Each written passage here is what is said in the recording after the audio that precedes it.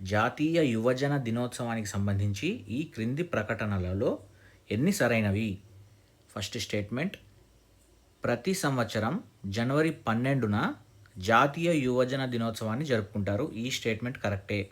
Next, జాతీయ యువజన దినోత్సవం యొక్క ప్రధాన ఉద్దేశం మహాత్మా గాంధీ జయంతిని స్మరించుకోవడం. ఇది తప్పు. ఎందుకంటే మహాత్మా గాంధీ కాదు, స్వామి వివేకానంద జయంతిని స్మరించుకోవడం కోసం జాతీయ యువజన దినోత్సవం జరుపుకుంటారు.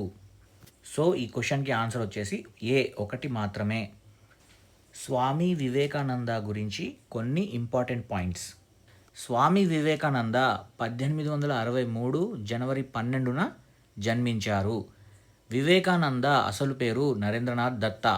స్వామి వివేకానంద 1897లో కలకత్తా సమీపంలోని బేలూరులో రామకృష్ణ మిషన్ను మరియు రామకృష్ణ మఠం స్థాపించారు. వివేకానంద ప్రబుద్ధ భారత్ మరియు ఉద్బోధన్ అనే పత్రికలను ప్రారంభించారు. ప్రబుద్ధ భారత్ ఇంగ్లీష్ పత్రిక ఆంగ్లంలో, ఉద్బోధన్ బెంగాలీలో ఉంటుంది.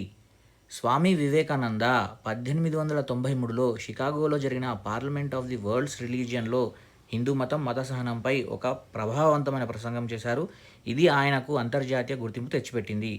స్వామి వివేకానంద 1902లో 39 సంవత్సరాల వయసులో మరణించారు. ప్రతి సంవత్సరం 1985 నుండి భారత ప్రభుత్వం జనవరి 12ను జాతీయ యువజన దినోత్సవంగా మరియు ఆ రోజు నుండి ప్రారంభమయ్యే వారంను జాతీయ యువజన వారోత్సవంగా జరుపుతుంది. నేషనల్ యూత్ డే 2025కు సంబంధించి ప్రెస్ ఇన్ఫర్మేషన్ బ్యూరో రిలీజ్ చేసిన ఒక డాక్యుమెంట్లోని డీటెయిల్స్ ఒకసారి చూద్దాం. The National Youth Day or Rashtriya Yuva Divas is celebrated on 12th January every year in commemoration of the great spiritual leader, philosopher and thinker Swami Vivekananda. ఈ డాక్యుమెంట్లో the youth అంటే యూత్ని ఎలా define చేశారంటే 15 నుండి 29 సంవత్సరాల మధ్య వయసు వారిని యూత్గా పరిగణించారు.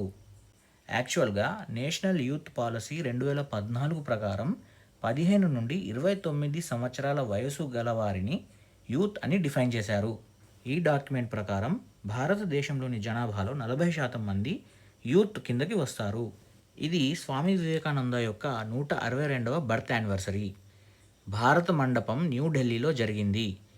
Union minister of youth affairs and sports and labour and employment ఎవరు అంటే డాక్టర్ మన్సుఖ్ మాండవియా. గుర్తుపెట్టుకోండి, నేషనల్ యూత్ డేకి సంబంధించి మ్యాక్సిమం అన్ని ఇంపార్టెంట్ పాయింట్స్ని కవర్ చేయడం జరిగింది.